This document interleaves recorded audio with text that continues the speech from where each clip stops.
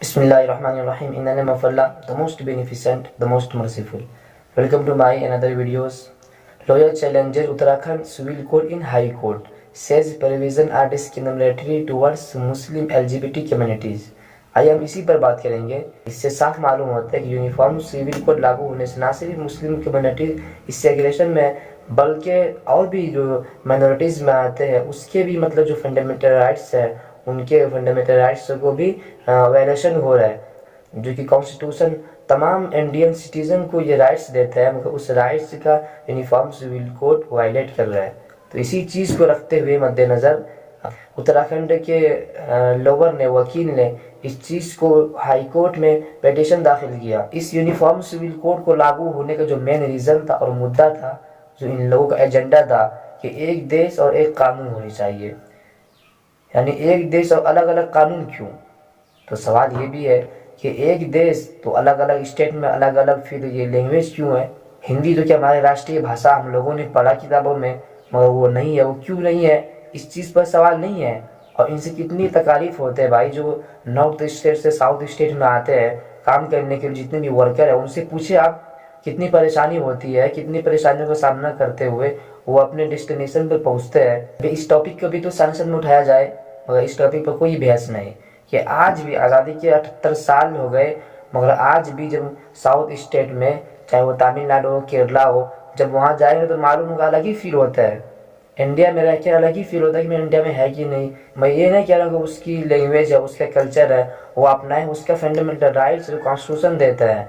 मगर सवाल ये है इतने सारे डाइवर्सिटी है यहाँ, जिस तरह उसके कल्चर को उसकी लैंग्वेज को आप वायलेट नहीं कर सकते।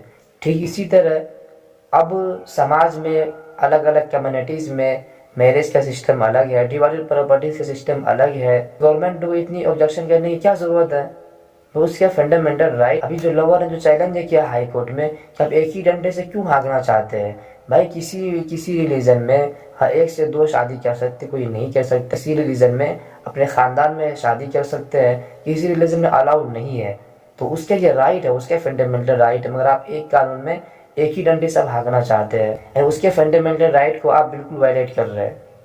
मगर सरकार हिम्मत नहीं जुटा पा रही है कि जब हमारे देश का हिंदी राष्ट्र भाषा है, पूरे इंडिया में सब स्टेट में से इसको लागू किया जाए, क्या इसका हिम्मत जुटा पाएंगे? बिल्कुल नहीं।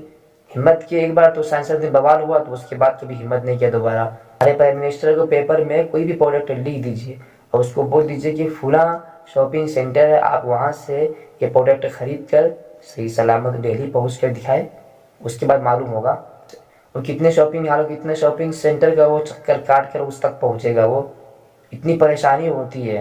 कभी ग्राउंड रियलिटी को जानेंगे तभी तो, ग्राउंड रियलिटी को चेक करेंगे तभी तो क्या क्या परेशानी है। ये परेशानी सिर्फ ये परेशानी नहीं है कि उसके मज़हब में 2 अलाव है, 3 अलाव है, 4 अलाव है, या उसके मज़हब में एक भी अलाव क्यों नहीं है। आपके पर्सनल लॉ में हिंदू एक्ट है, क्या मैं बोल सकता हूँ कि देश कॉन्स्टिट्यूशन से चलेगा या हिंदू एक्ट से चलेगा? तो हिंदू एक्ट आपके सिविल सोसाइटीज़ का जो अपना अपना पर्सनल इशूज़ है फैमिली सिस्टम में, उसमें काम करता है अकॉर्डिंग टू रिलीजन। तो मैं इंटरफेयर क्यों करूँ सिर्फ एक सेलेक्टेड कम्युनिटीज़ को टारगेट करके, या अफवाह फैलाना कि देश शरीयत से चलेगा या फिर कॉन्स्टिट्यूशन चलेगा। भाई मुसलमानों ने कब कहा कि देश शरीयत से चलेगा? और फैमिली प्रिंसिपल का उसके पास राइट है, फंडामेंटल राइट जो कॉन्स्टिट्यूशन ऑफ इंडिया देता है कि फैमिली सिस्टम में, फैमिली प्रिंसिपल में आप अपने अकॉर्डिंग टू रिलीजन आप काम करें। तो आप कौन होते हैं? बहरहाल अब देखना ये होगा कि लोअर्स ने जो चैलेंज किया है हाई कोर्ट में उसका रिजल्ट क्या आता है। हम उसके रिजल्ट का मुंतज़िर रहेंगे, आप भी मुंतज़िर रहिए। और आप इस पर क्या सोचते हैं, आपका क्या नज़रिया, आपका क्या ओपिनियन इस वीडियोस पर, अपने ओपिनियन को ज़रूर और कंपलसरी कमेंट बॉक्स में शेयर करें। अस्सलाम वालेकुम।